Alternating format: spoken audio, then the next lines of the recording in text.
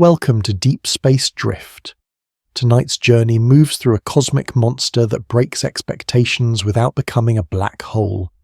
A Magnetar, a star-sized remnant with fields so intense they can reshape light sculpt nearby gas and fade into quiet over time. Slow images, clean ideas, gentle scale shifts from kilometers to light years. If this kind of calm science storytelling helps the mind unwind, tap like, subscribe and turn on notifications. New deep space documentaries arrive regularly on Deep Space Drift. Now let the darkness open, let the details soften, and let the cosmos drift. In a quiet region of space, something small holds a vast influence without becoming a black hole. The core truth is simple. A magnetar is a neutron star whose magnetic field shapes everything nearby more than its gravity does. A distant view begins with the remains of an exploded star. Thin filaments of glowing gas drift outward. The threads look like pale smoke. They form arcs and knots where the expansion slows. Within that wide cloud, the center is almost empty to the eye. The brightness fades there as if the light avoids the middle. The missing light is not a hole in space. It is a compact remnant that does not shine steadily. Around it, faint haze appears in a flattened layer. The layer is uneven. It has a sharp inner edge. It has a softer outer gradient. The shape suggests that matter is being guided, not simply falling. The first unlock sits in that contrast. Gravity pulls inward from any dense object. A magnetar adds a second kind of pull. It is a pull that does not tug on mass directly. It steers charged particles. It sets preferred directions. It builds invisible walls that are real to plasma. The remnant itself is small. Its diameter is about 10 kilometers, like the distance across a compact city district. Yet its influence reaches far beyond any city scale. The surrounding space becomes organized. Motion becomes channeled. Light becomes subtly altered in its passage. The scene slows closer. The central object is not seen as a surface with landmarks. It is seen as a silhouette against a thin glow. The glow is not a ring of dust. It is a sheath of energized particles. The sheath is brightest along two opposite regions. It fades toward a belt around the middle. The brightness pattern hints at a magnetic axis. It is tilted relative to rotation. Rotation is one of the few rhythms that survives the violence of collapse. Even without any steady light, rotation can reveal itself. A signal would arrive as repeating pulses if emission sweeps past a distant line. The pulses are not a voice. They're a lighthouse-like pattern, without any structure or maker. The second unlock follows quickly. The object breaks rules only by changing which rule dominates. A black hole is defined by an event horizon. A magnetar has no horizon. It has a surface and a crust. Matter can strike it. Radiation can leave it. The escape is difficult but not forbidden. That difference matters because it allows the environment to store and release energy in bursts. The storage is not in a fuel tank, it is in stress. The stress lives in twisted magnetic geometry. Field lines are not physical strings, yet they behave as if tension exists. They prefer smooth shapes. They resist being bent too sharply. When the surrounding plasma is forced to follow them, the plasma becomes part of that tension. A slow, visual anchor settles on the magnetosphere. It is a vast region compared to the star itself. It is shaped like a squeezed bubble. Along the poles, the bubble stretches outward. Along the equator, it presses inward. Within it, thin sheets appear where particles concentrate. The sheets are like wind-formed dunes. The wind is the magnetic field. The sand is the plasma. Where the flow meets a boundary, ridges arise. Where the flow relaxes, the ridges flatten. The analogy is limited, but it gives a shape to an invisible architecture. The third unlock comes from the field strength, which is extreme in a way that stays calm when stated plainly. The magnetic field near the surface can be about 100 trillion times stronger than the field near Earth. That comparison is like placing a gentle refrigerator magnet beside a storm that can rearrange the motion of atoms. The point is not drama. The point is proportion. In that regime, charged particles cannot drift freely. They spiral tightly around field lines. The spiral radius becomes tiny. Movement across the field becomes difficult. Movement along the field remains possible. Space is no longer the same in all directions. It becomes anisotropic for plasma. This directional behavior is a simple concept with deep consequences. It creates corridors. It creates traps. It creates zones where particles pile up then leak away in bursts. The view shifts in scale from the wide remnant to a near-surface region. The surface is dark. Above it, glowing loops rise and fold back. Each loop traces a curve that is smooth at large scale but sharp in places where reconnection occurs. Reconnection is a rearrangement of field geometry that releases stored energy. It is a topological change rather than a mechanical break. The release can appear as a flash. It can also appear as a quiet heating that spreads along the loop. The payoff here is modest but clear. A magnetar does not need to swallow matter to erupt. It can erupt by relaxing its own field. The environment is a reservoir.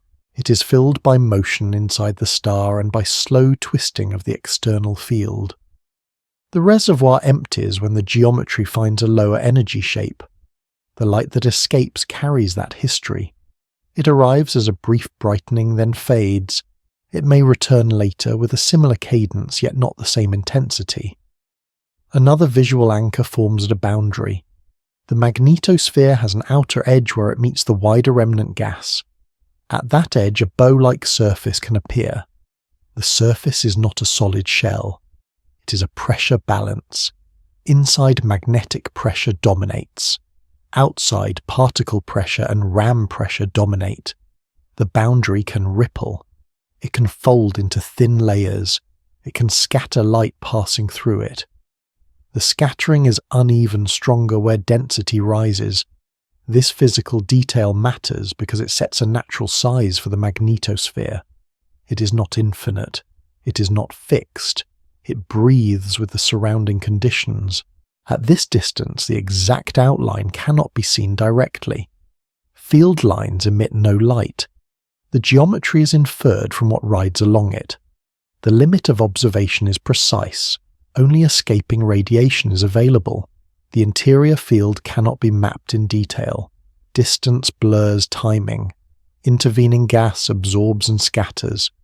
The best picture is a model constrained by pulses, spectra, and polarization. Multiple different field shapes can fit the same sparse traces. The mind wants a clean diagram. Space provides only partial shadows. That limit is not failure.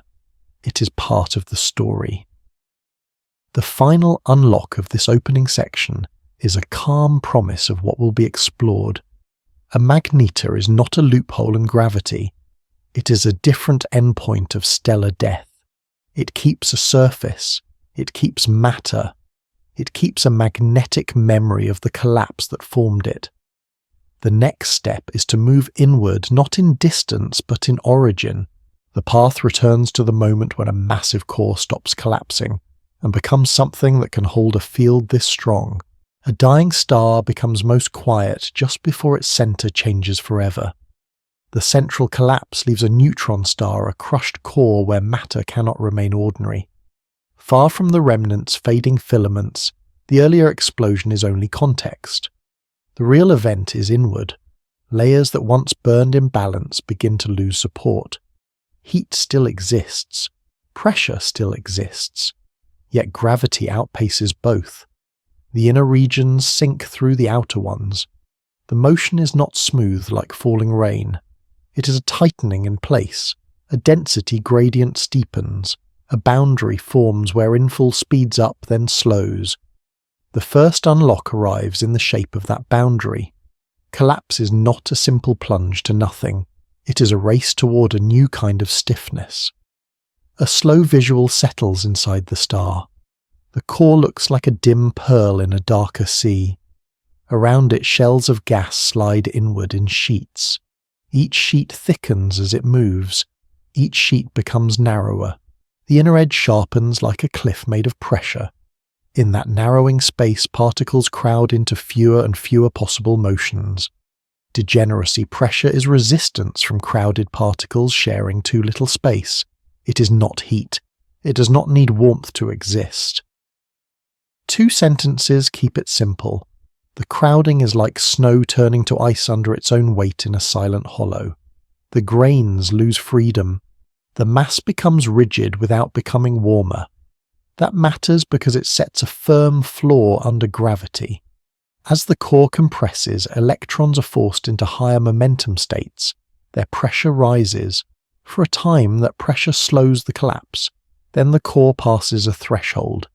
The density becomes high enough that electrons and protons can combine. Electron capture is when an electron joins a proton, making a neutron. In plain terms, electric charge disappears into neutral matter. The payoff is immediate. Removing electrons removes their pressure. Gravity gains ground again. A different kind of support takes over. Neutrons begin to dominate. Their own degeneracy pressure becomes the next barrier. The collapse proceeds for about 1 second, like the brief gap between 2 soft echoes across a canyon wall. In that short interval, size changes by orders of magnitude. A region once comparable to a large planet shrinks toward a sphere only tens of kilometers across. The scale shift is gentle but immense. Time tightens. Distance tightens. The material inside becomes layered in a new way. A sharp outer boundary forms wherein falling matter meets the stiffening core. This boundary is a shock. It is a moving surface where speed turns into heat and pressure. The visual holds on it as a thin rippling shell. It wrinkles, it brightens, it pushes outward, then stalls, then pushes again. The second unlock sits in the stall. The shock does not always escape smoothly. Energy leaks away in channels that light cannot show. Photons are trapped by the density. They scatter too often to carry news out. Another messenger escapes more easily. Neutrinos pass through matter with little interaction. They carry away a large share of the collapse energy. This is where intuition reaches a limit. Light gives no direct view of the core at its densest moments. Only indirect signals remain. A signal would arrive as a brief flash later. It would arrive after the key physics is already finished. Models must fill the gap. Many different interior details can produce similar outer light. The difference hides behind opacity and distance, yet the broad picture stays stable. Neutrons pack so closely that ordinary atomic structure is no longer the right language. The core becomes nuclear matter. The boundary between crust and deeper layers will form as it cools. For now, the newborn neutron star is hot and turbulent. The outermost layers are not a calm surface. They're a boiling skin of matter and radiation. Above that skin, the first hints of a magnetosphere can appear. The plasma is thin compared to the star, yet it is thick enough to carry currents. Currents can support magnetic structure. The third unlock connects collapse to magnetism without adding mystery. Compression alone strengthens any trapped field. A weak seed field in the parent star is squeezed into a much smaller volume. The field lines become denser. Their tension increases. Their ability to guide charged particles increases. Rotation also changes. As the core shrinks, it spins faster. The spin is not added from outside. It is concentrated like a whirlpool tightening when the surrounding water retreats. That faster spin helps wind the field into more complex shapes. The physical details begin to matter. Field geometry can develop a twisted torus outside the star. It can also develop tight polar bundles. A soft visual anchor lingers on those bundles as faint curved lanes in glowing gas. The lanes are not straight. They arc toward poles, their brightness fades toward the equator. This is still early. Nothing here requires a horizon. Nothing here requires an infinite pull. The object remains a surface and an interior. It remains an endpoint that can still store stress. As cooling proceeds, the crust will harden. Small shifts will become possible. The environment will become a reservoir for sudden releases. The next step is to follow rotation and compression as they amplify magnetism beyond familiar scales. A newborn neutron star does not need to move far to become magnetic in a new way. The main driver is simple. Compression and rapid spin concentrate and wind an existing field until it dominates the surrounding plasma. The scene begins near the star, close enough that space feels structured. A dark sphere sits inside a thin glow. Above it, luminous arcs rise and return, forming loops that lean in one preferred direction. The loops are not identical. Some are tall and open. Some are low and closed, hugging the surface like a thin crown. Between loop families, darker gaps appear where fewer particles remain. The first unlock is quiet. A magnetic field does not have to be created from nothing. It can be intensified by squeezing what already exists. When a region shrinks, the same field lines occupy less area. Their density increases. Their influence increases. The effect is like folding a long ribbon into a small box. The ribbon is not added. The folds simply bring it closer together. That analogy is limited, yet it helps. The magnetism is not a material strand. It is a condition of space and moving charges. Still, the idea of concentration holds. The next checkpoint is rotation. Angular momentum is conserved during collapse. Spin rises as size falls. The surface of the neutron star becomes a boundary that moves swiftly. Above that boundary, plasma carries currents. Those currents can wind the field into a tighter geometry. The winding does not happen evenly. It builds a toroidal component, a ring-like direction that wraps around the star. It also keeps a poloidal component, a direction that threads from one pole to the other. The physical detail that matters is the twist. Field lines become sheared. Their footpoints in the crust drift relative to each other. A gradient of twist forms.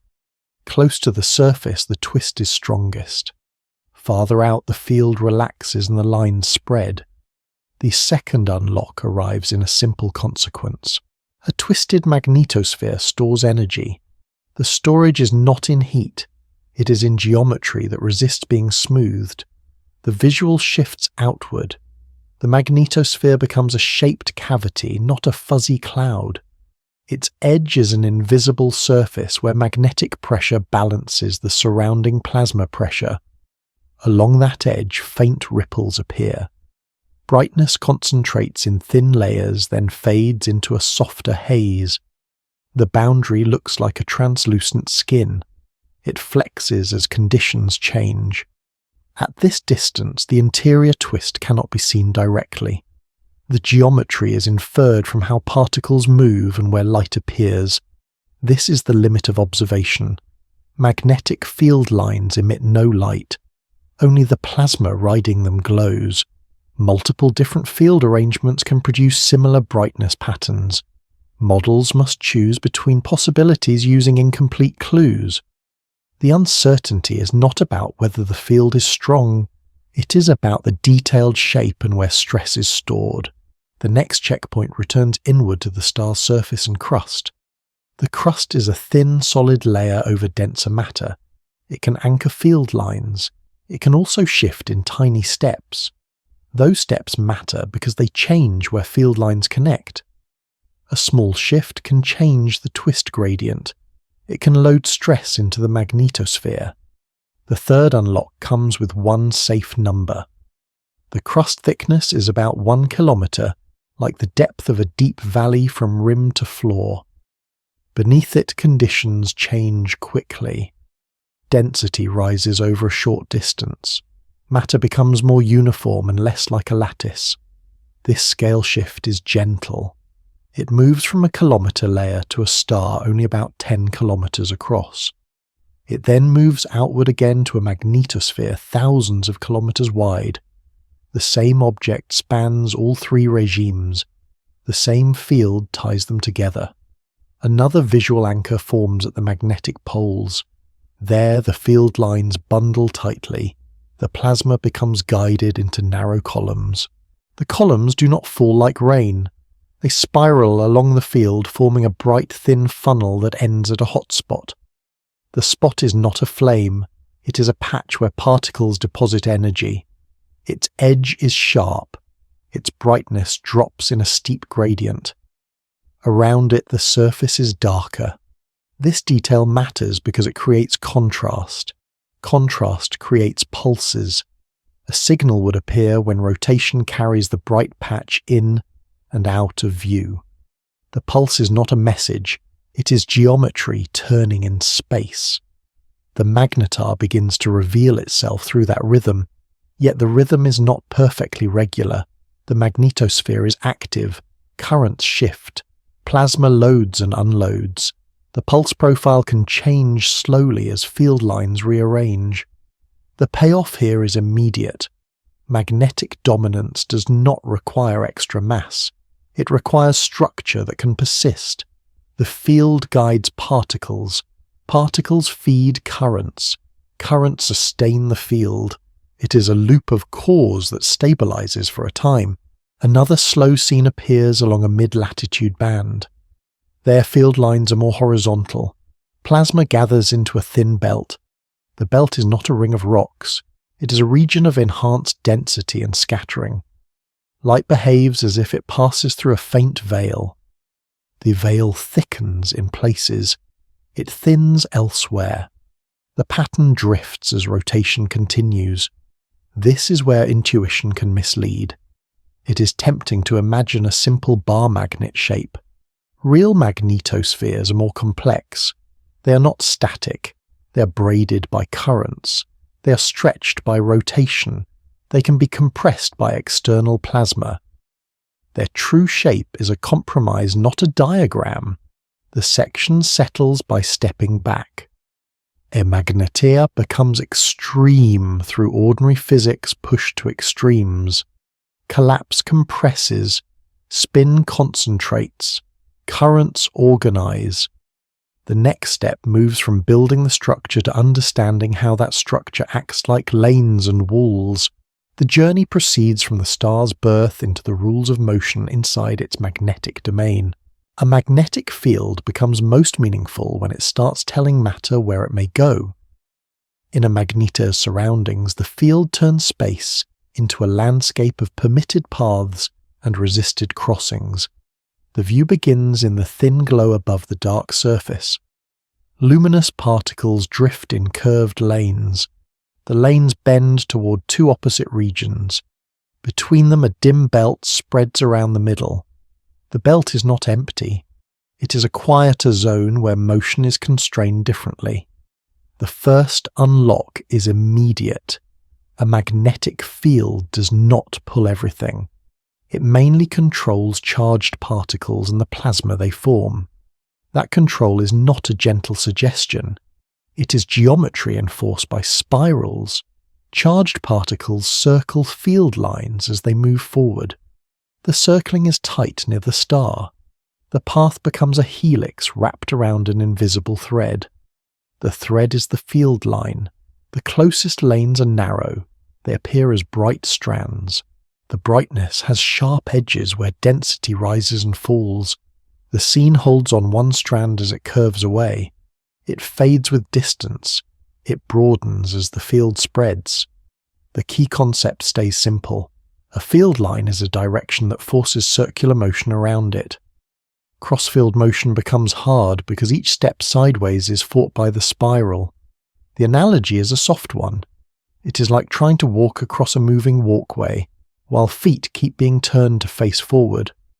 Progress sideways is possible. It takes effort. Progress along the walkway is easy. That matters because it divides the magnetosphere into corridors and barriers. A second visual anchor forms farther out.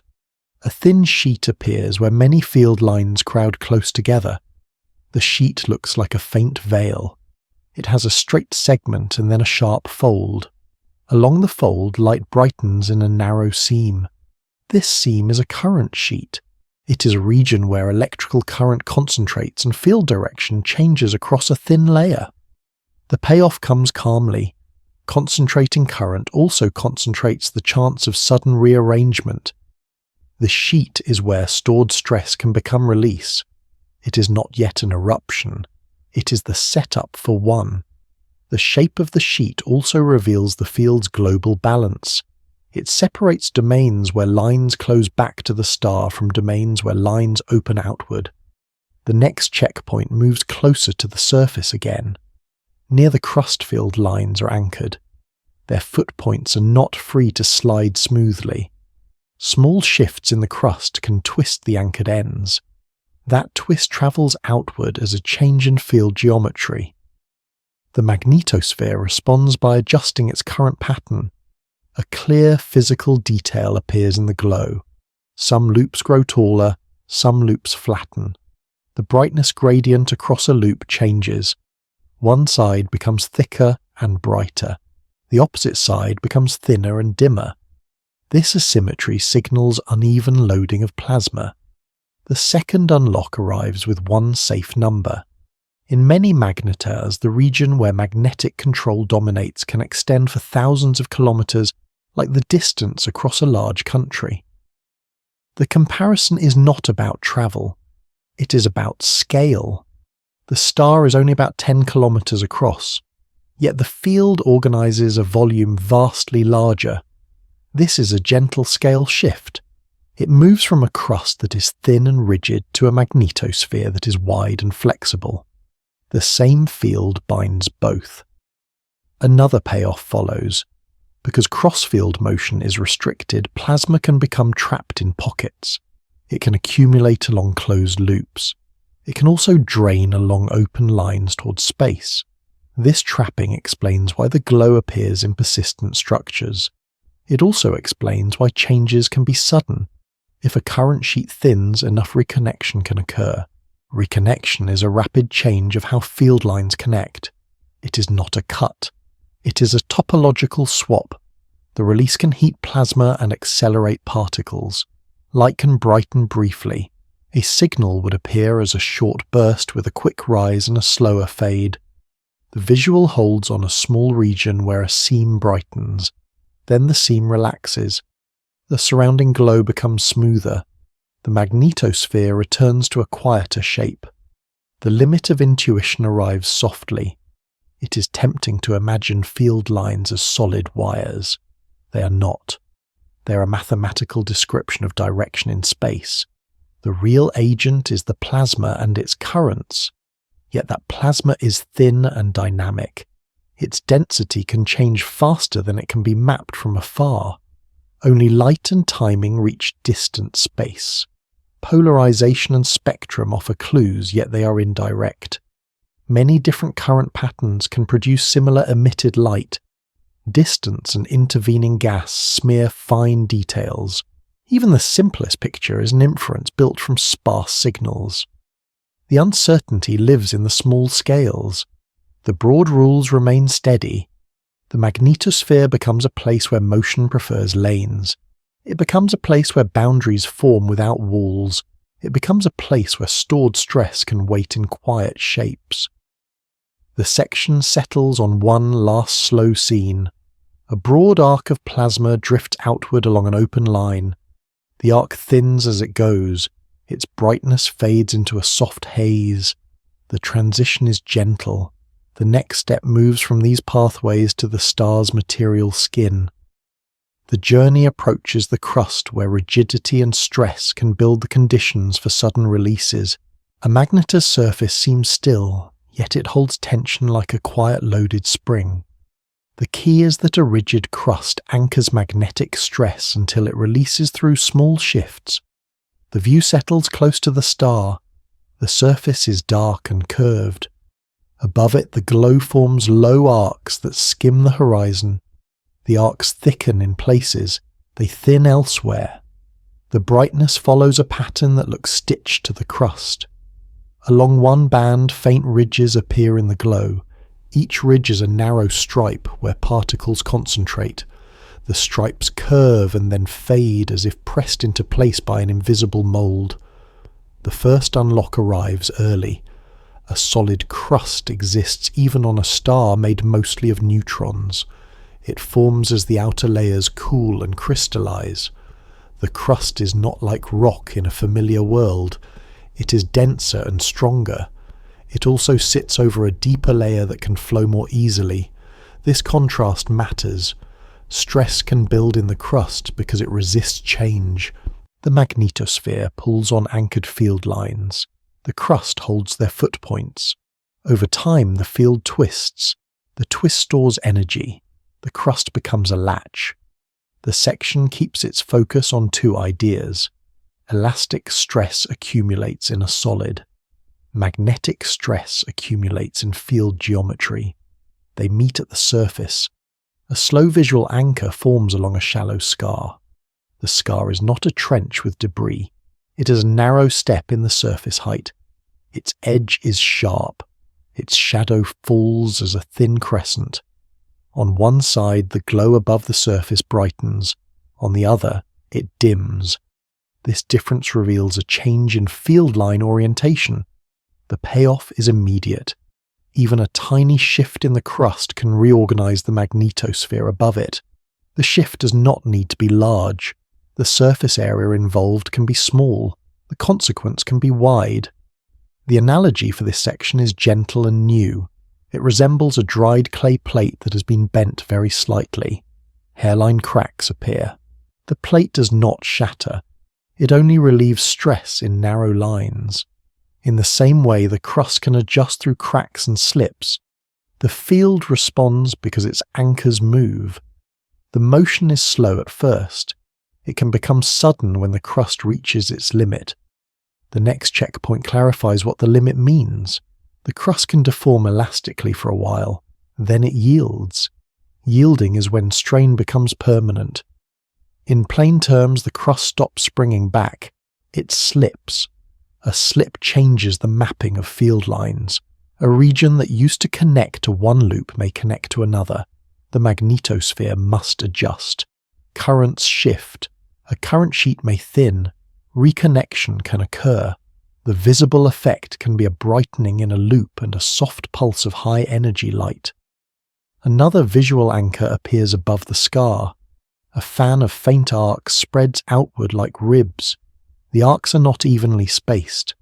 Their spacing tightens near the surface. It widens with altitude. This geometric detail is a quiet clue. The field is strongest and most curved near the star. Farther out, curvature relaxes and lines diverge. The scale shift becomes clear. The crustal slip may involve meters. The magnetospheric rearrangement can span thousands of kilometers. A small motion at the surface changes a vast volume above it. The single number in this section stays safe and simple. The crust can be about 1 kilometer thick, like the height difference between a high ridge and a low valley. The thickness is enough to store large stress. It is also thin compared to the star's radius. This is the second unlock. Thin layers can matter when forces are extreme. The deeper interior supports the crust from below. The magnetosphere pulls from above. The crust sits between them as a stressed shell. Another payoff arrives in how energy is partitioned. The slip energy does not only heat the crust, it can also be transferred to the magnetosphere. The transfer can accelerate particles along field lines. Those particles can strike the surface and create hot spots. The hot spots have sharp boundaries. Their edges can be ring-like if the field funnels particles into a hollow cone. The ring is not a solid structure. It is a brightness pattern. It forms because particle pitch angles and field geometry select where impacts occur. Light behaves as if it comes from a patch that rotates into and out of view. A signal would appear as a pulse train whose shape changes slightly after each slip. The limit of observation enters softly here. The crust cannot be seen directly at fine scale. Its cracks are too small and too distant. Only changes in emitted light and timing provide hints. A pulse profile might shift. A spectrum might harden, then soften. These are indirect traces. Multiple crustal patterns could produce similar light curves. The interior yield physics also depends on uncertain microstructure. Composition changes with depth. Temperature changes with time. The models remain plausible rather than exact. Still, the core idea stays stable. A rigid crust can store stress. A strong field can load it. A slip can release it. Another slow scene settles on the aftermath. The bright arcs above the surface look smoother for a time. The current sheet seams look thicker and less sharp. The glow becomes more evenly distributed. This is the magnetosphere relaxing into a lower tension state. It does not remain there forever. Slow twisting resumes as the system evolves. The section ends with a gentle transition. The next step follows what happens when the external field itself snaps into a new connection. The path moves from crustal latches to reconnection in the magnetosphere, where release can become sudden without any further cracking. A magnetar stays calm for long stretches, then releases stored order in a brief rearrangement. The core mechanism is reconnection, a rapid change in how magnetic pathways link and relax. The view begins far above the surface. The magnetosphere is dim but structured. Curved lanes of glow outline invisible arcs. Two large loop systems lean past each other. Between them a narrow seam appears. The seam is darker at first. It becomes thinner. It begins to brighten along a jagged line. The line has sharp bends and small kinks. It looks like a crease in a sheet of faint light. The first unlock arrives without urgency. Magnetic energy can be stored in shape, not in motion. A twisted field prefers to untwist. It resists change until conditions allow a shortcut. That shortcut is reconnection. Field lines that were separate exchange partners. The geometry finds a smoother arrangement. Energy moves into particles and radiation. The primary visual anchor stays on the seam. It narrows into a filament. The filament brightens at its center. A small region becomes a point of intense glow. Around it, the nearby arcs dim slightly as if tension is being redistributed. The physical detail that matters is the thinning of the current sheet. It becomes a layered boundary. On one side, the field points one way. On the other side, it points another way. The layer between them becomes so thin that small disturbances can bridge it. The payoff arrives in a clear consequence. When reconnection starts, plasma can be flung along the newly linked paths. The motion is guided. It is not a chaotic spray. It becomes two opposing outflows along the sheet. The outflows create bright streaks that extend away from the reconnection site. Their edges are sharp. Their brightness falls with distance. The analogy for this section is unique and quiet.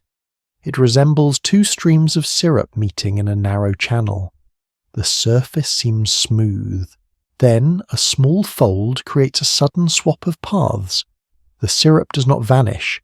It simply finds a lower resistance route. In the magnetosphere, the field plays the role of the channel walls. The plasma plays the role of the flow. The analogy stays limited. It helps one idea land. Reconnection is a change of connectivity, not an explosion from added fuel. The next checkpoint moves inward. The outflowing particles travel along field lines toward the star. They reach the surface in concentrated lanes.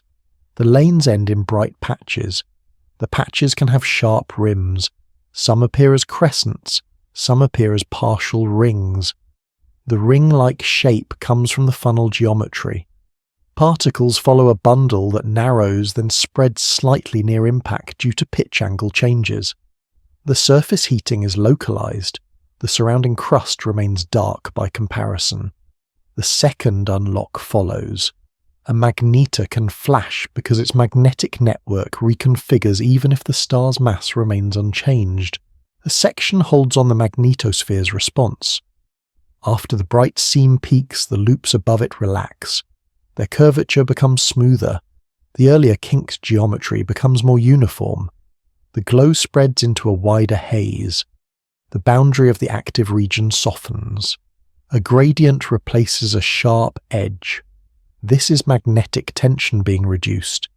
The event does not need to be large to be meaningful. Small releases can occur often.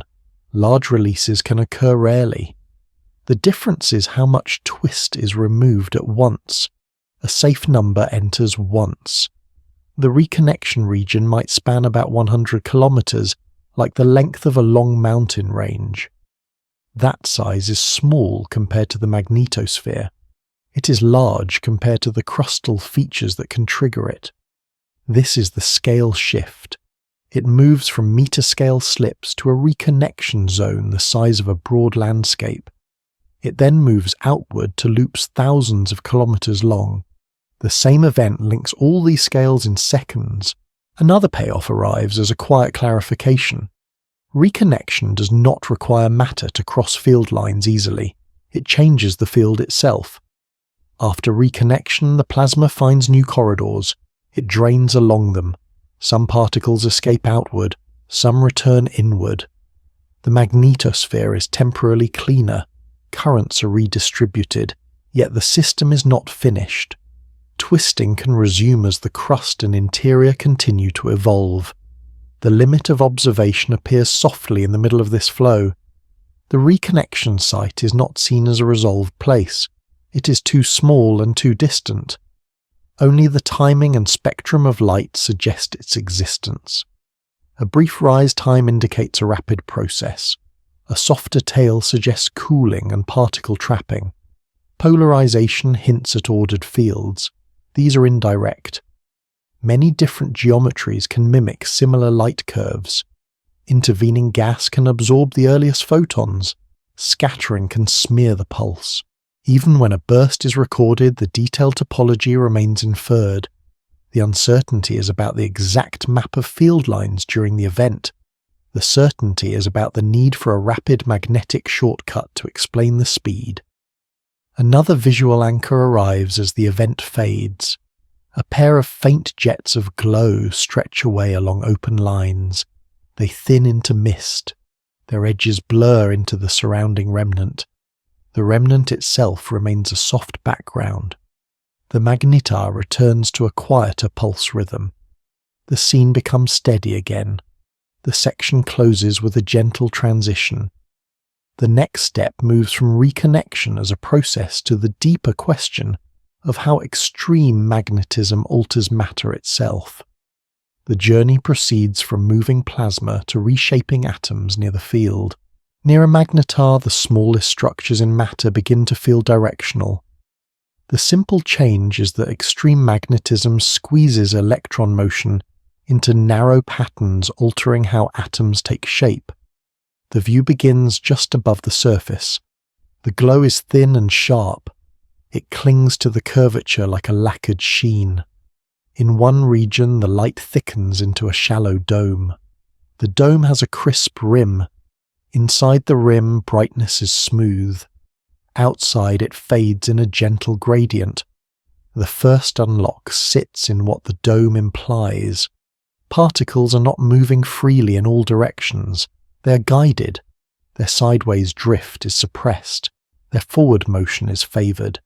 That guidance does not stop at the scale of arcs and loops.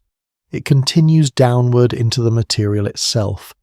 In that region, an atom is no longer a nearly spherical cloud. An electron cloud is the spread of an electron around a nucleus. Under intense magnetism, that cloud can become stretched. 2 sentences hold the picture. It becomes elongated along the field like mist pulled into a thin column by a steady current. Sideways spread shrinks. Lengthwise extent grows. This matters because chemistry depends on shapes of electron clouds. When the shapes change, bonding changes. Opacity changes. Heat transport changes. The Magnetar surface is not a gentle laboratory. It is a dense lattice at the top of a star. Yet even there, electron motion sets key properties.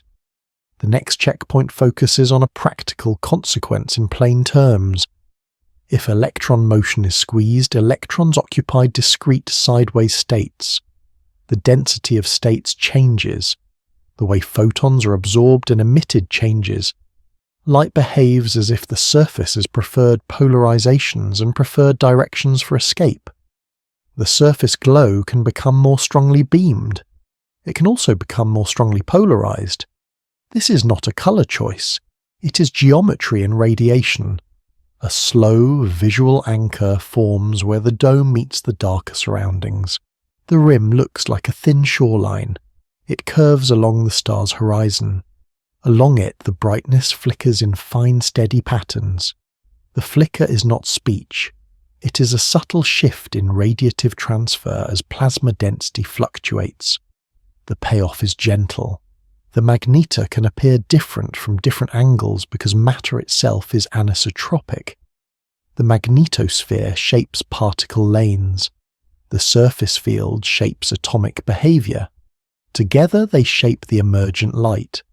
The section's primary analogy remains unique and calm. It resembles a soft candle flame inside a tall glass chimney. The flame is constrained. It becomes taller and narrower. It responds more to upward flow than to sideways drafts. In the same way, electron motion becomes constrained along the field direction. The analogy is not perfect. It offers a shape for an invisible rule. The next checkpoint brings a single safe number. The magnetic field near the surface can be about 100 trillion times stronger than the field near Earth, like comparing a gentle compass influence to a force that defines the shape of motion itself. The exact factor is less important than the regime. In that regime, the cyclotron frequency of electrons becomes enormous. Their gyration becomes rapid. Their radius becomes tiny. This is the scale shift. It moves from loops thousands of kilometers wide to electron spirals smaller than any grain of dust. Yet both are guided by the same field direction. Another payoff follows. Because the atom's shape changes, the surface can support different spectral features than a normal hot surface. Some frequencies are absorbed more strongly, some pass more easily. Polarization can survive longer. The emerging radiation can carry a fingerprint of the field. That fingerprint is a clue to magnetism without needing to see field lines. It is also a clue to why magnetars break expectations. They can shine in ways not predicted by temperature alone. They can produce hard light even when the surface cools. They can produce soft light that is strongly polarized. The limit of observation arrives softly. The atomic distortions are not observed directly as pictures. Distance prevents that. Intervening gas absorbs parts of the spectrum. Scattering can scramble polarization. Instruments measure photons that have traveled through complex space. Models must connect those photons to surface physics. Several different surface compositions can mimic similar spectral shapes. Several different field strengths can produce similar polarization fractions depending on geometry. The uncertainty is in the details. The trend remains clear. Extremely strong magnetism changes atomic behavior and thus changes radiation. Another visual anchor forms higher above the dome. A faint halo appears. It is not a ring of debris. It is a scattering layer where photons interact with magnetized plasma. The halo has a sharp inner edge and a soft outer fade. It looks like breath on cold glass. The halo's thickness changes with time. That change suggests plasma loading and unloading along field lines. The payoff is quiet. Surface physics and magnetospheric physics do not separate cleanly. Photons born at the surface can be reshaped as they pass through magnetized plasma. The section settles by stepping outward again. The dome and its halo fade into the larger magnetosphere. The field remains the organizer across scales. The next step follows how the vacuum itself behaves near such magnetism where light can split into modes and space becomes optically active. A magnetar can make empty space behave like a subtle optical material. The core change is vacuum birefringence, where strong magnetism gives light two distinct ways to travel. The view begins in the thin halo above the surface. The halo is faint and smooth. It forms a shallow bowl of pale glow. Along the rim, brightness thickens into a narrow band. The band has a sharp inner edge. Beyond it, light fades into a soft gradient. The first unlock arrives early and stays calm. The vacuum is not truly empty in this environment. Quantum fluctuations are brief pairs that appear and vanish. In strong fields, these fluctuations become biased. The bias affects how light propagates. Vacuum birefringence is when vacuum splits light into two polarization modes. In plain terms, space acts like a crystal. The light does not change direction by force, it changes its allowed vibration patterns. Two sentences hold the image. A beam becomes two preferred alignments like ripples choosing one of two grooves in a patterned sandbed. The grooves are not carved, they are an emergent preference imposed by the field. This matters because polarization can carry a direct imprint of magnetism. The next checkpoint follows a single beam as it leaves the surface. The beam is not drawn as a straight line. It is traced by faint scattering in the halo. As it moves outward, the halo becomes thinner. The beam passes through regions where field strength and direction change. In those regions, the two polarization modes separate in behavior. They do not necessarily split into two visible rays. Instead, they accumulate phase differently. Their alignment can rotate towards stable orientations. A signal would emerge with a stronger polarization fraction than expected from a simple hot surface. The second unlock is gentle. This is a way to sense the field without seeing field lines. The effect is strongest where the field is strongest. It weakens with distance. This introduces a quiet scale shift. The change begins near the surface in a layer only a few star radii thick. It then fades across the wider magnetosphere. It is a bridge from quantum scale fluctuations to macroscopic light. The primary visual anchor in this section is a pale beam passing through a faint glass-like sheath. The sheath is not a wall. It is a region of altered optical properties. Within it, the beam's brightness remains smooth. Its edges remain clean. Yet its polarization state changes as it moves. The third unlock arrives in how the environment organizes itself. Magnetized plasma and vacuum effects can work together. The plasma supplies scattering and emission. The vacuum supplies a polarization filter. The combined result is a beam that becomes orderly in its vibration orientation. That order can persist to large distances if intervening matter is thin. The analogy for this section is unique and quiet. It resembles sunlight passing through a thin layer of ice crystals high in the air. The light remains sunlight, yet its shimmer and alignment change. The crystals impose preferred patterns. The air itself is still air. The comparison is limited. It gives a soft sense of how a medium can exist without a solid object. In the Magnetar case, the medium is the magnetized vacuum. The next checkpoint returns to the halo's rim. The rim band shows a sharp boundary where scattering rises. Inside the boundary, the halo is denser. Outside, it is more transparent. Light behaves as if it is filtered by that boundary. Some polarization states pass with less interaction. Others scatter more and broaden the beam. The physical detail is the thickness gradient. The band is thickest at mid-latitudes. It is thinner toward the poles. This is consistent with changing plasma density along field lines. The payoff is immediate. Polarization patterns can reveal not only field strength, they can also hint at where plasma loads the magnetosphere. Another visual anchor appears farther out. Two faint arcs of glow curve away like parentheses around the beam. They are not separate beams, they are scattering wings.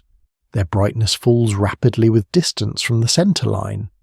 The wings are shaped by magnetized scattering. Their shape changes subtly as the magnetosphere shifts.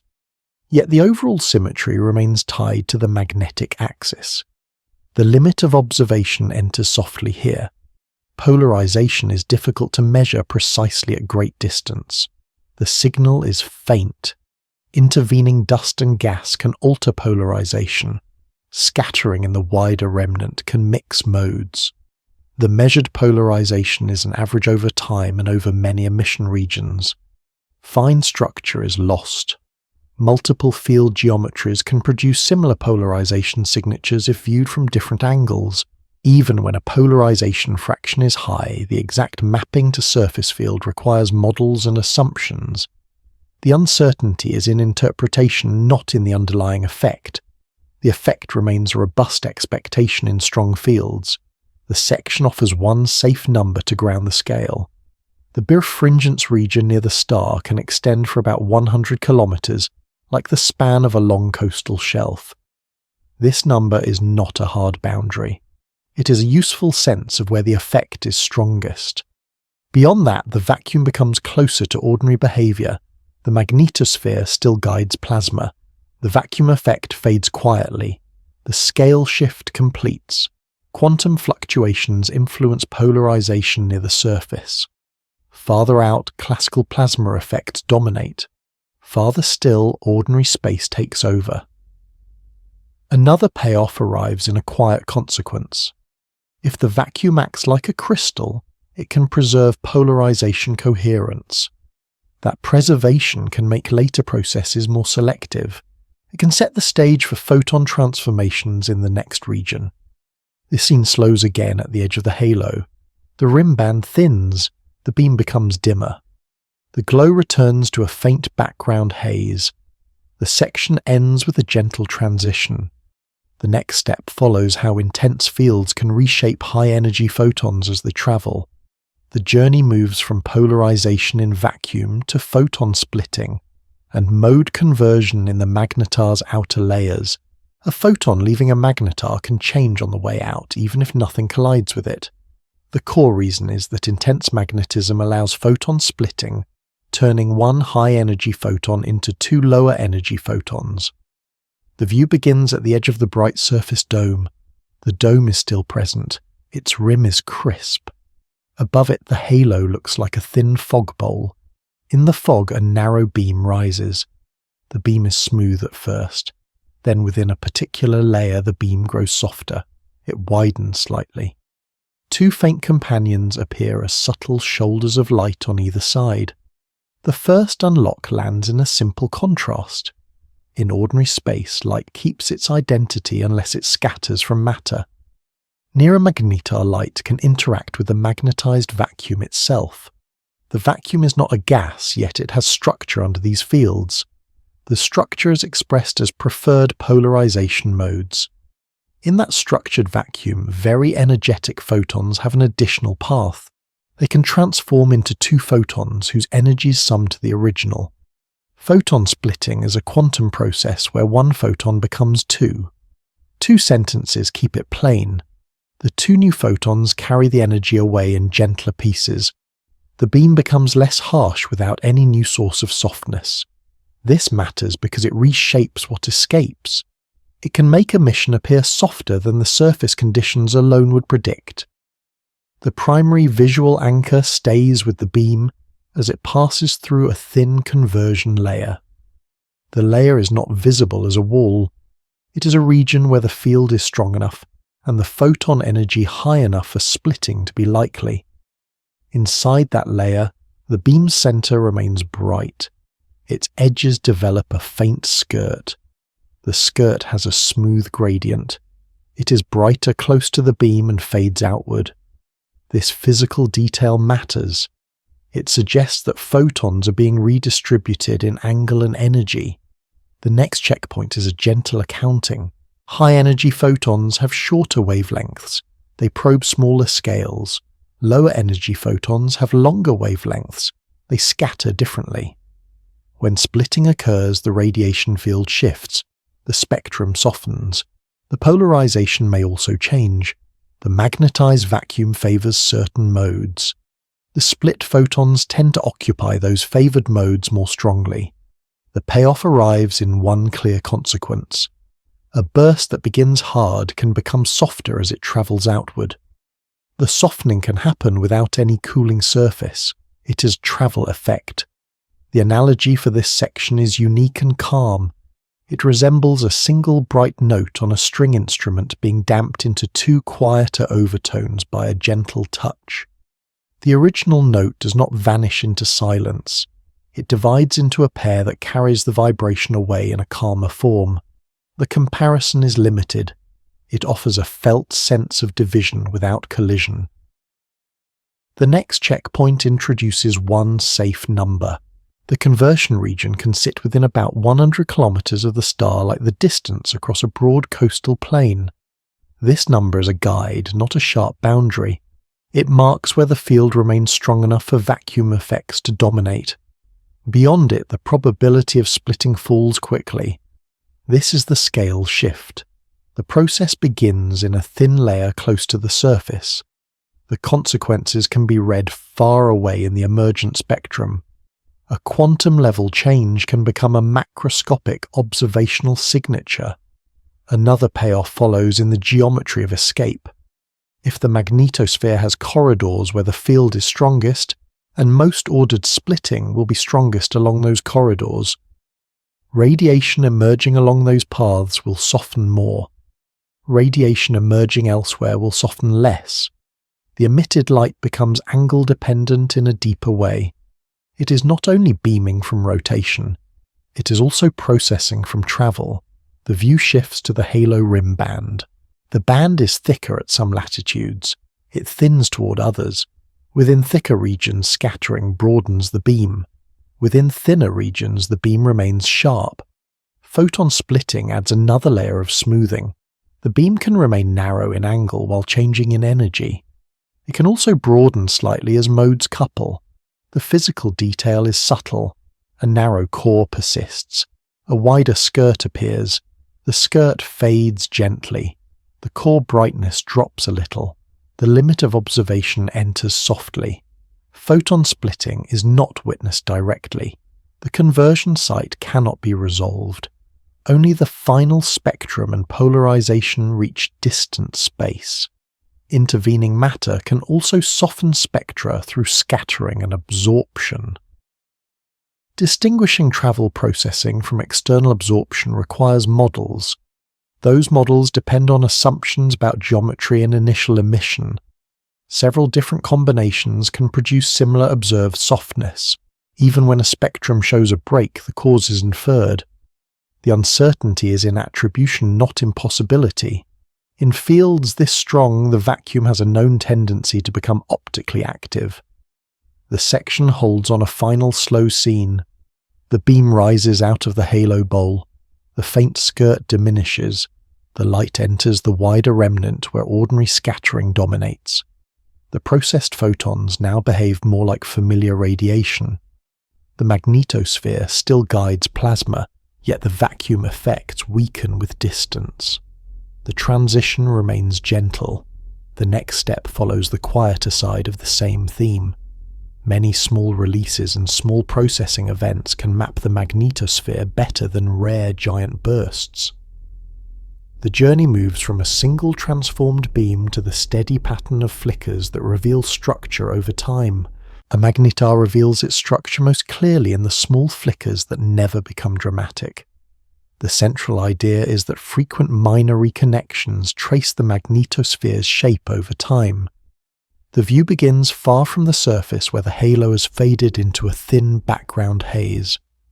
The magnetosphere is still present as a faint geometry of glow. Curved arcs appear and disappear. They do so without sharp bursts. A narrow band near mid-latitudes brightens slightly, then dims. Along that band, tiny points of light ignite for a moment. Each point is followed by a soft smear along a curved line. The first unlock arrives gently. Many small releases can carry more information than one large flare. A large event saturates the environment. It rearranges too much at once. A small event is localized. It leaves the larger structure mostly intact. This makes it easier to infer where stress is stored and how it is released. The section stays with three core concepts. Micro-reconnection releases small packets of energy. Trapped plasma loads and unloads field lines. Pulse timing and shape carry a map of geometry. The primary visual anchor is a braided arc. It looks like several faint threads running side by side. The threads twist around each other slowly. In places, one thread brightens. In other places, a neighbouring thread brightens instead. The braid is not a rope. It is an overlay of emission from adjacent field bundles. The physical detail that matters is the spacing. Near the star, the threads are close together. Farther out, they spread apart. This shows field divergence. It also shows how currents distribute across bundles. The first payoff is clear. Where the braid brightens, currents are stronger. Where it dims, plasma density is lower, or the field is less twisted. The magnetosphere begins to look like a living map, without any need for motion in the star's mass. The next checkpoint follows one bright point. It appears near a thin seam where two loop systems meet. The point expands into a short streak along a loop. The streak has a sharp leading edge. It has a softer trailing fade. The streak lasts briefly, then disappears. A signal would arrive as a small pulse in a light curve. It would not be a single spike. It would have a rise and a rounded decay. The rounded decay suggests cooling and particle trapping in the loop. The second payoff lands. The shape of the pulse hints at loop size and plasma density. Short decays point to quick escape or rapid cooling. Longer decays point to thicker trapping or longer loops. The analogy for this section is unique and calm. It resembles a low-tide shoreline with small wavelets tracing hidden sandbars. The water level barely changes, yet the wavelets reveal where the seabed rises and falls. In the same way, microflares trace invisible magnetic contours. The waves are the flickers. The sandbars are the field bundles and current sheets. The comparison is limited. It offers a sense of mapping through gentle repetition. The next checkpoint introduces one safe number. These small flickers can occur every few seconds during active periods, like the steady drip of water from a slow melt. This number is not universal. It is a way to place the cadence. The scale shift follows. Each event unfolds in a fraction of a second. The magnetosphere changes subtly over hours. The field itself evolves over years. The flickers are small steps in a long relaxation. Another visual anchor forms closer to the star. A ring-like brightness band appears around the mid-latitudes. It is not a solid ring. It is a zone where emission is more likely. The band has a sharp inner boundary. It has a soft outer edge. Along the band, brightness is not uniform.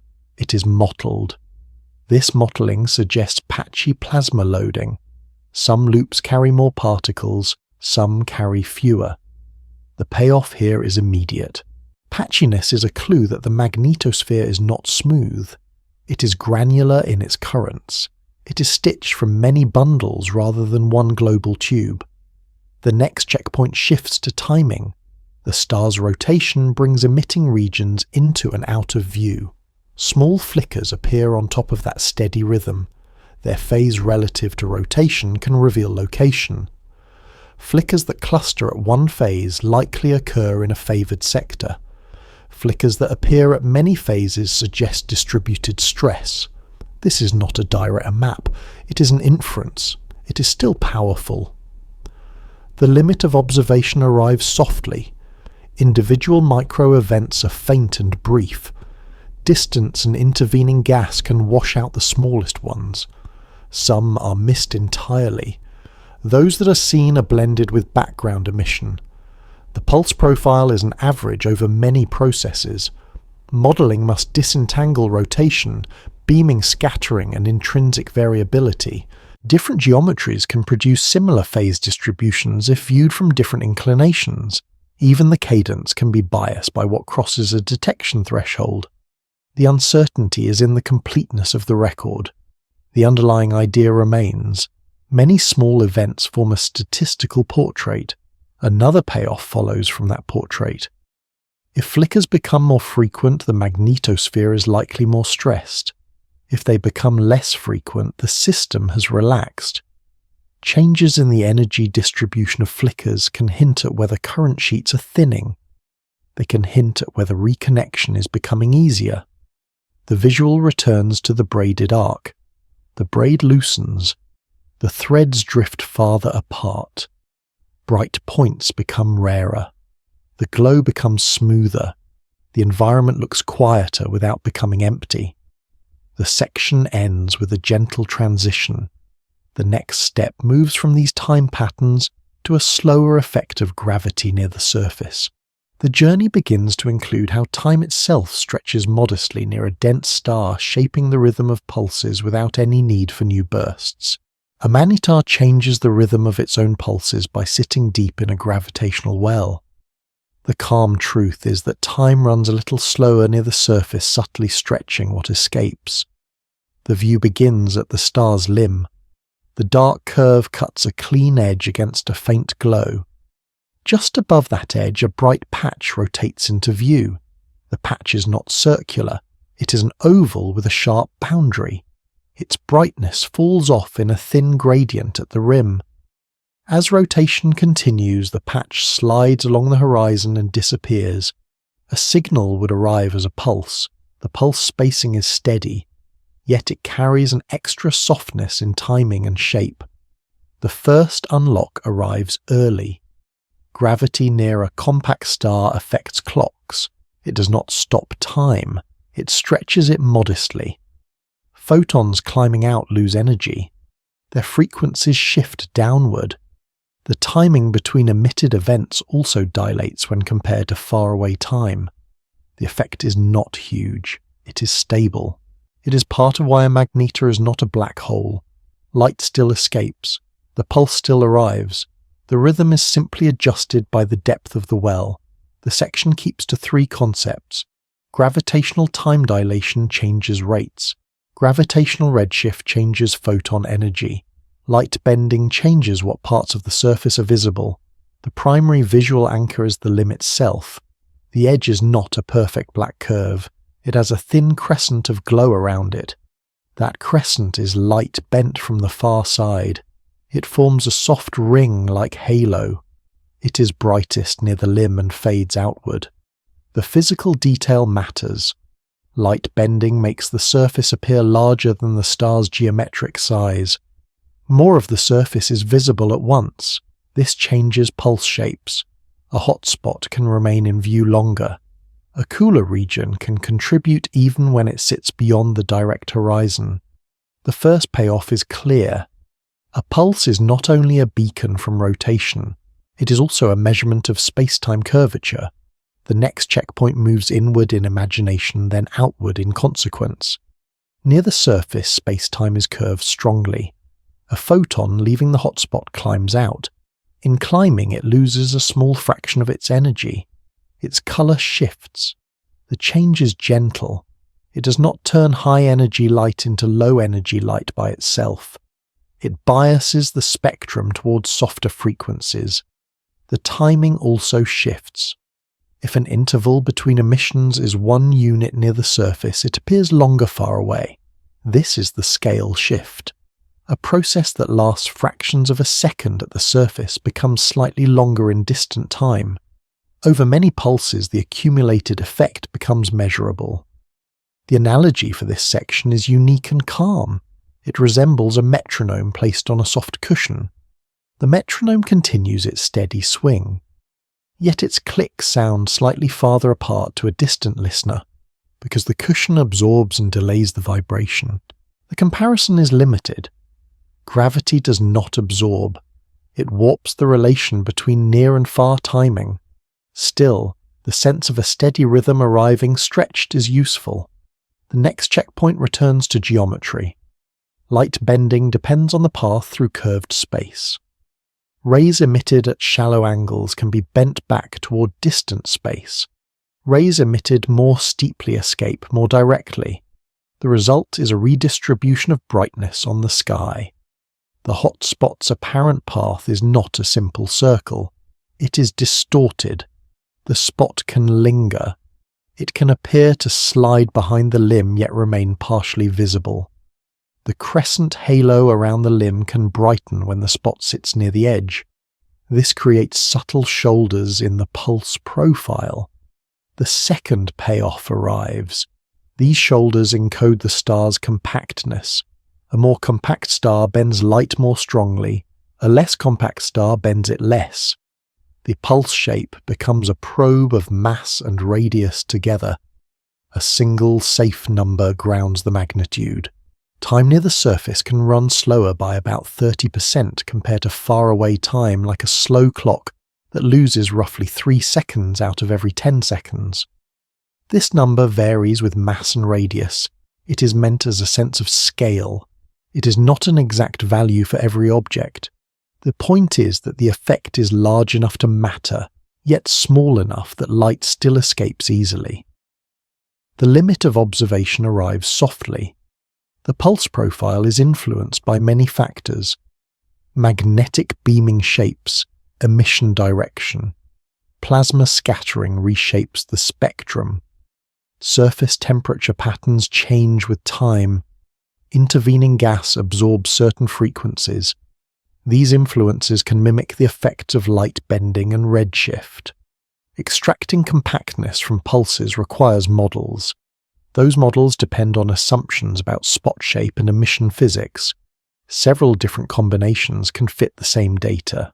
The uncertainty lies in degeneracy of parameters, not in the existence of the gravitational effect. The effect is a core prediction of relativity. The section settles on another slow scene. The limb halo remains steady. The hot patch returns with each rotation.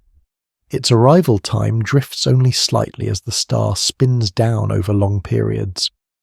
The magnetosphere flickers softly around it. The pulse train becomes a quiet clock whose ticks carry both magnetism and gravity. The ending transition stays gentle. The next step moves from gravity's steady stretching to the slower story of magnetic decay. The journey begins to follow how a magnetar's active phase fades over thousands of years as its field relaxes and cools. A magnetar grows quieter not because it runs out of mass, but because its field slowly unthreads and its heat leaks away. The early answer is that magnetic decay feeds surface warmth for a while, then both fade together. The view begins with the familiar hot patch, yet it looks different now. Its edge is less sharp. The brightness gradient is wider. Around it, a faint mottling appears like soft clouds. The mottling drifts slowly with rotation. The magnetosphere above is still structured, yet the arcs are thinner and dimmer. The first unlock is calm. A magnetic field can lose energy through internal motion of charges and through gradual rearrangement. The star's crust and outer layers are not perfectly conducting. Currents face resistance. Resistance converts ordered electromagnetic energy into heat. That heat warms the crust. It also warms the surface. In this way, the field becomes a heater. The process is slow. It is not a sudden discharge. The section stays with 3 core ideas. Ohmic decay is the slow loss of current due to resistance. Hall drift is the sideways shuffling of magnetic patterns by electrons. Thermal cooling carries energy away as radiation and neutrinos. Ohmic decay is current fading through resistance. 2 sentences keep it plain. Like a fading glow wire that dims as charge flow declines. Yet the magnetar's currents flow through a dense lattice, not a metal. This matters because it sets the long tail of activity. Hall drift is the rearrangement of the field by electron flow. It does not directly destroy energy. It moves it between scales. It can transfer energy from large, smooth patterns into smaller, sharper structures. Those sharper structures decay faster through resistance. The payoff arrives. Hall drift can accelerate decay by feeding energy into small scales that are easier to erase. The primary visual anchor is a pattern of surface brightness that looks like a map of soft islands. Each island is a slightly brighter patch. Each has a blurred boundary. The islands are connected by faint bridges. The bridges follow curved paths that echo magnetic loops. The physical detail matters. The pattern implies a field that is no longer dominated by one or two simple components. It has become more complex. Complexity can be a sign of Hall drift shaping the field. Complexity also spreads heating across the surface. The next checkpoint moves below the surface in imagination. The crust contains a lattice of nuclei. Electrons move through it. Their motion carries current. Their motion is influenced by the field. The field can become concentrated into thin layers. Those layers are current sheets inside the crust. They are not the same as magnetospheric sheets. They are deeper and slower, yet they share a feature. They are places where gradients become steep. Steep gradients increase resistive losses. The second unlock arrives. The crust is both an anchor and a factory of small scales. Stress and drift can focus currents into narrow regions. Narrow regions decay faster. The star's own structure can therefore set the pace of its quieting. One safe number anchors the time. The active magnetar phase can last about 10,000 years, like the span between the earlier stone monuments and the present. This number varies. It is a sense of how slow decay can be on cosmic terms, and how brief it is on galactic terms. This is the scale shift. The magnetar's bursts may last seconds. Its pulse changes may take months. Its field evolution takes millennia. In the larger galaxy, this is a brief chapter, yet it is long enough to be observed in many stages across different objects. Another payoff follows in the relationship between heat and magnetism. When the field decays, it heats the crust. That heat can maintain a higher surface temperature than expected for an aging neutron star. As decay slows, heating weakens. Cooling wins. The surface hot patches soften. The contrast between hotspot and background shrinks. Pulse amplitude declines. The magnetosphere becomes less loaded with energetic plasma. Fewer flickers occur. The arcs fade into a thinner haze. The section slows on a second visual anchor within the primary scene. A faint ring-like belt appears around mid-latitudes, yet it is patchy and uneven. It suggests residual currents in a preferred zone. The belt gradually loses contrast. The inner edge becomes less defined. The outer fade becomes wider. This physical change is a visual expression of a deeper trend.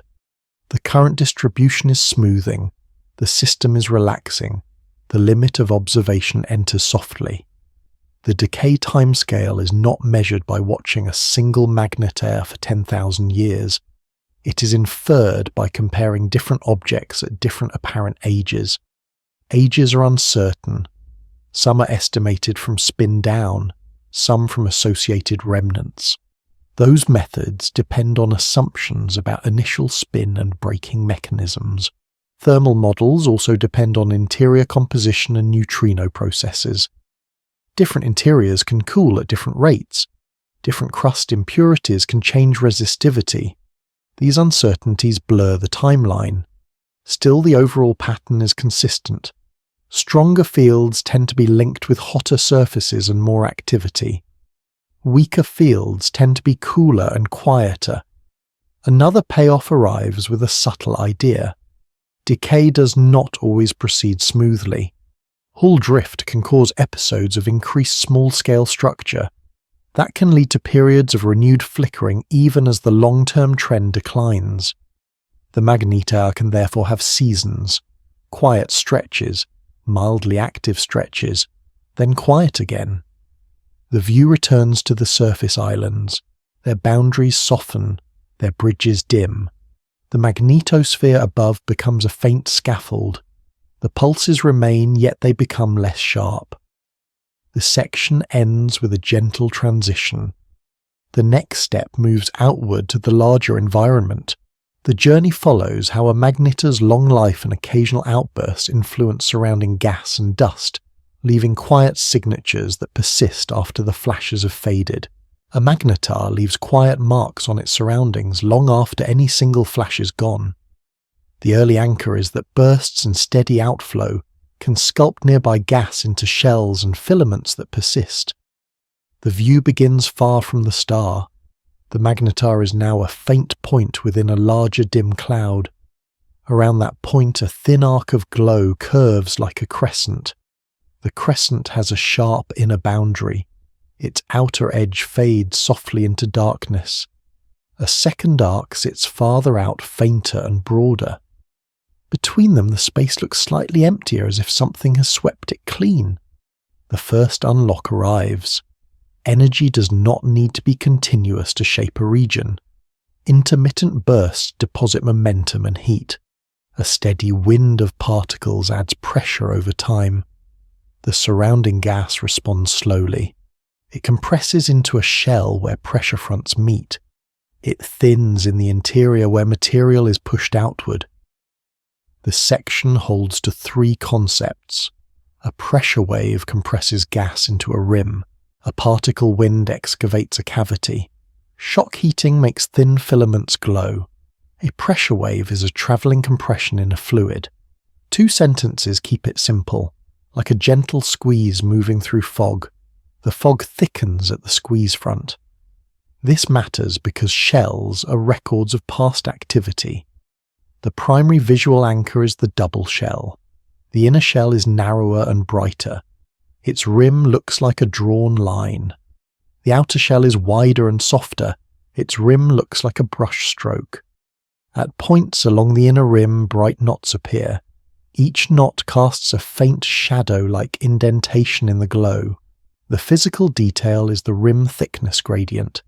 It is thickest where knots sit. It is thinnest where the arc looks smooth.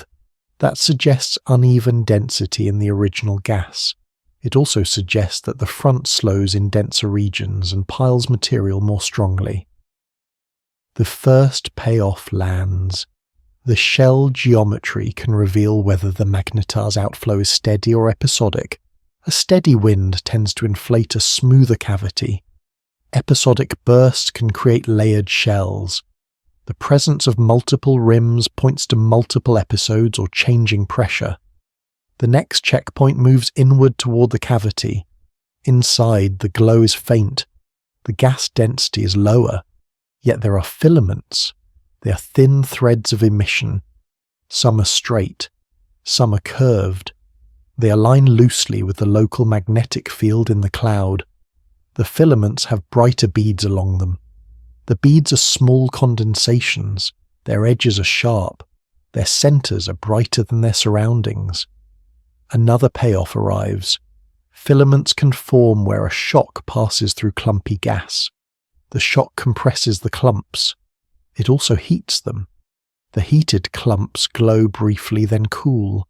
The threads remain as density enhancements. They trace how the front moved. The analogy for this section is unique and calm. It resembles rings in a pond that keeps spreading after a stone has long sunk. The water returns to stillness at the centre, yet far away the ripples continue to run. In the magnetar environment, the stone is a burst. The ripples are pressure waves and winds. The pond is the surrounding gas. The comparison is limited. Space is not water. Still, the sense of delayed expanding response is useful. A single safe number enters to ground the scale. The inner shell can span about 1 light year, like the distance light travels in 1 year. This is a gentle size for a localized bubble in a dense region. It is small compared to a galaxy. It is large compared to a planetary system. This is the scale shift. A flash that lasts seconds can influence a shell that takes years to expand. Over thousands of years, multiple fronts can overlap. They can build layered structure. The shell becomes a time archive stretched across space. Another visual anchor appears along the outer rim. A faint bow-like curve forms where the rim meets a denser pocket. The bow is sharper on one side. On the other side, it trails into a long taper.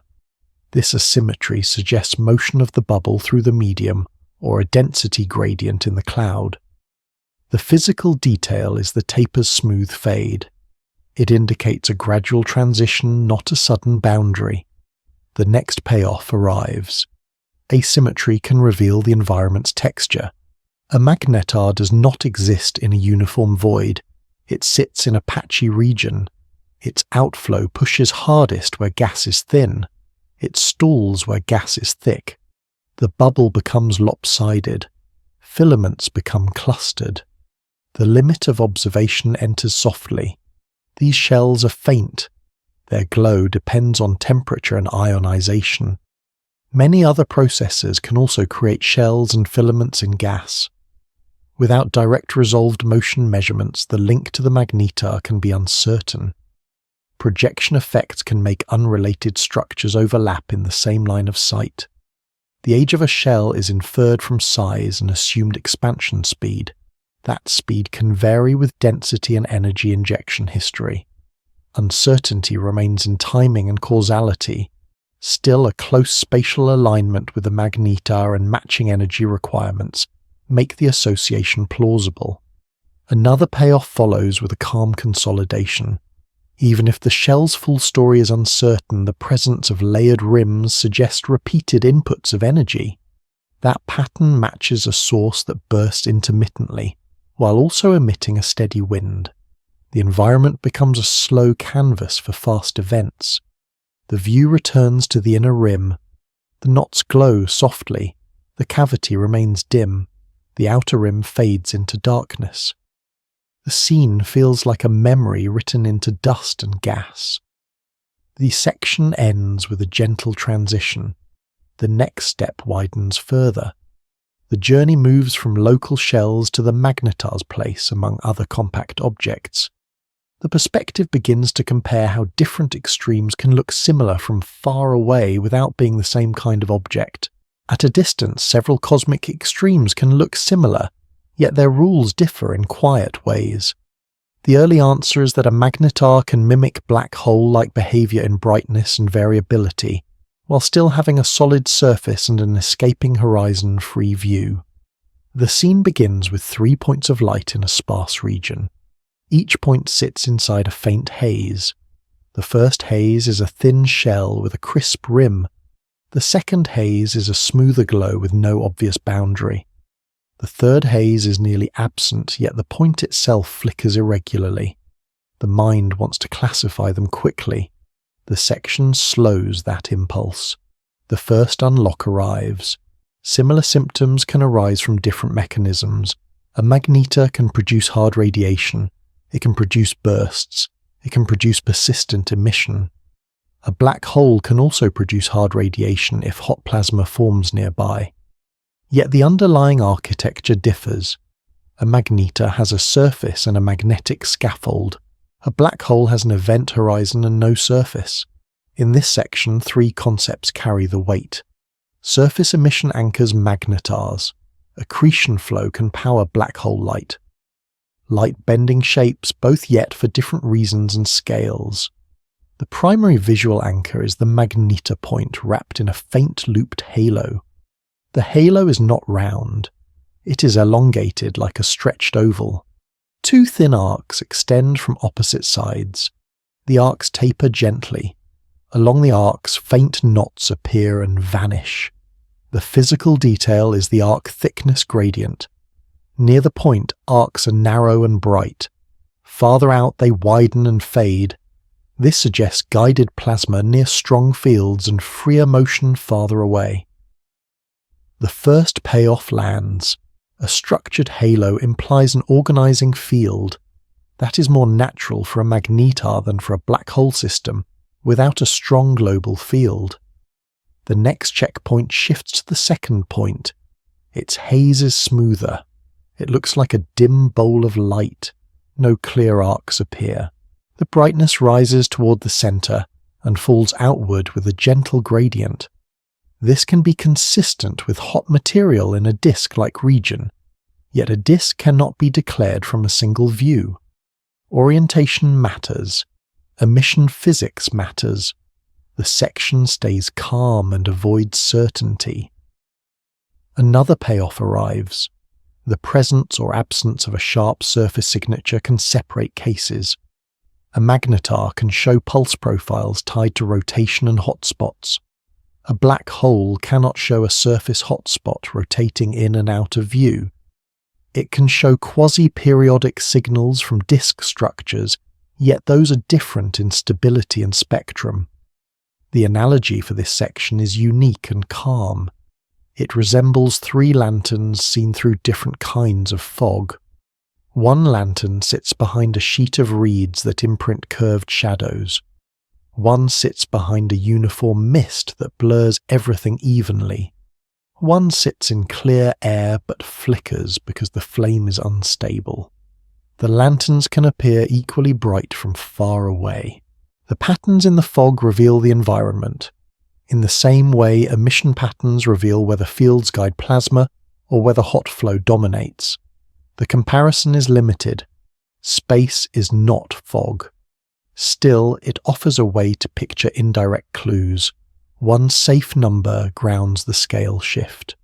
A magnetar's solid surface is only about 20 kilometers across, like the length of a small city district. That tiny size can still influence emission visible across thousands of light years. The scale shift follows. A surface spot spans kilometers. Its pulse imprint travels across interstellar space. It arrives as a repeated timing pattern that remains coherent for long periods. This coherence is a clue. The next checkpoint focuses on light behavior. Light bending near compact objects makes more of a surface visible. For a magnetar, it smooths pulses and creates limb glow. For a black hole, bending can create rings and multiple images of background emission. Yet without a direct image, these are inferred from spectra and timing. The physical detail returns to the magnetar halo. A thin crescent of glow appears around the point. It is brighter on one side, it fades on the other. This asymmetry suggests beaming plus bending. Another payoff lands. Beaming from a magnetized atmosphere can make emission strongly directional. If a pulse shows strong polarization and stable phase relations, it supports a magnetized surface. A black hole system can show polarization too, yet it often depends on disk geometry and changes with accretion state. The calm difference is instability. The limit of observation arrives softly. Many signatures overlap. A distant source may be faint. Intervening gas can absorb low-energy photons. Scattering can smear pulses. Timing noise can mask coherence. Models can fit multiple interpretations. Even when pulses are seen, their origin can be debated if the environment is complex. Without multiband coverage and long monitoring, classification can remain uncertain. The uncertainty lies in incomplete information, not in lack of physics. Another payoff follows. When the same object shows both coherent pulses and magnetar-like bursts, the case strengthens. Coherent rotation indicates a star. Bursts and hard tails can indicate strong fields and magnetic reconnection. The combination is distinctive. It is a signature of a magnetar rather than a black hole. The scene returns to the 3 points.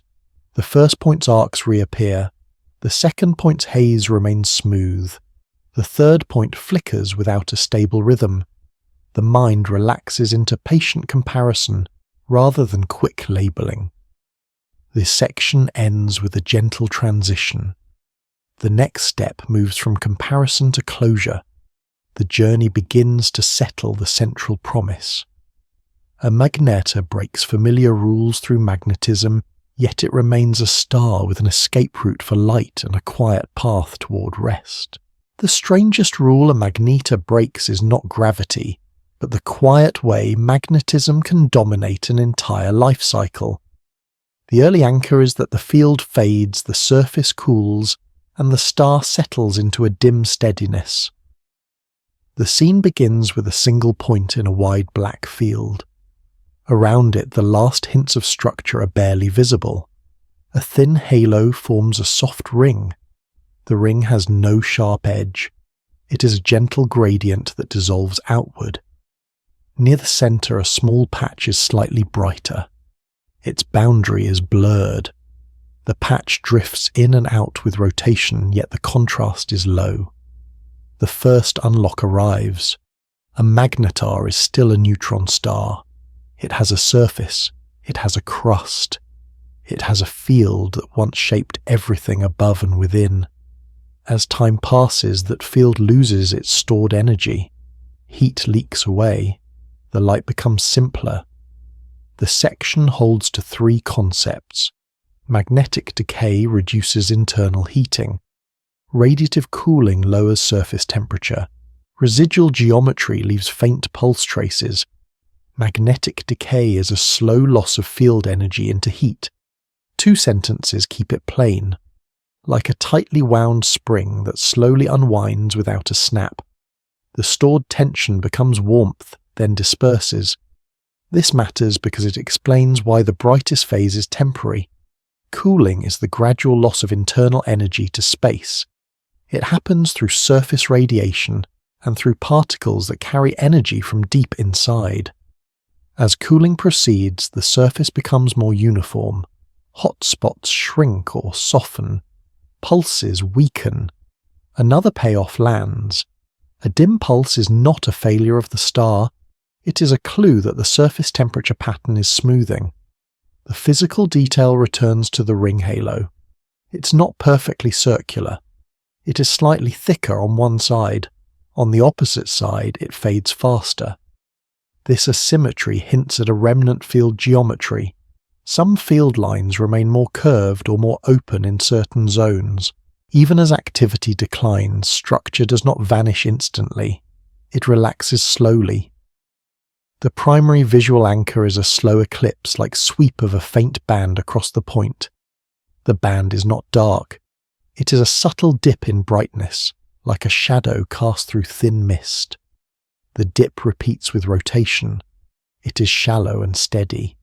It suggests that emission still follows magnetic latitude. The analogy for this final section is unique and calm. It resembles a shoreline after a storm. The waves are smaller. The foam lines are thinner. The water still carries a memory of the wind in gentle repeating patterns. In the Magnetar, the storm is the early field. The shoreline is the surface. The foam lines are the last hot contrasts. The comparison is limited, yet it captures the sense of settling. One safe number anchors the quiet end. The surface temperature can fall to about 1 million degrees like a dimmer ember compared to its earlier heat. This is still extremely hot, yet it is cooler by neutron star standards. The scale shift follows. 1 million degrees is far beyond any familiar furnace. At the same time, the star is only a small sphere in a vast galaxy. Its light crosses thousands of light years and arrives as a faint signal. That faintness is not emptiness. It is distance and time expressed as darkness. Another payoff arrives in the idea of lingering. Even when bursts cease, the magnetar can remain detectable through steady thermal glow. The glow carries information about the crust in the interior. It also carries information about the field's last arrangement. The system becomes a quieter laboratory. Yet the limit of observation enters gently. At low brightness, measurement is hard. Absorption by interstellar gas can hide the softest photons. Background sources can confuse the scene. Timing noise can smear weak pulses. Models can trade temperature against distance or absorption. The limitation is not imagination. It is signal quality and incomplete sampling. Still, the broad arc remains stable. Strong field youth tends to be bright and restless. Older phases tend to be dim and steady. The final checkpoint pulls back farther. The Magnetar is placed among other remnants. It is one path a massive star can take. It is not the only path, yet its signature is clear when present, a surface that pulses, bursts that erupt without accretion, a field that shapes both heat and plasma. These elements together separate it from a black hole and from many other stars. Another payoff lands as the promise resolves.